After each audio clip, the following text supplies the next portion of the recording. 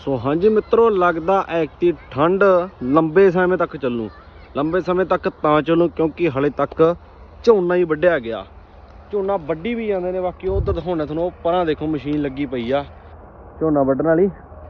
तो ऐकती लंबी भी हो सकती है कि धुंद मैं कहना हले तो नहीं पैंदी मेरे हिसाब 10-15 दिन बाद भी पऊ, क्योंकि हले कणक बीजी नहीं, क्योंकि कणक जो बीजते आ पानी लगता बन वो करके धुंद होंगी आ।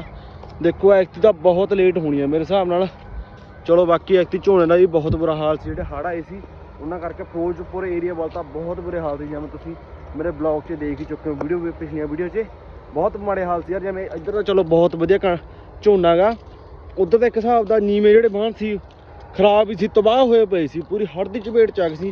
क्योंकि मैं खुद जाके उत्थे देख के आया यार की गलबात सी, किवें साडे पिंड वालों सहयोग गया सी, जो भी राशन पानी सी असीं उत्थे तक पहुँचाया। तो बाकी कोई ना देखो, बाकी जो रब करदा चंगे वास्ते ही करदा।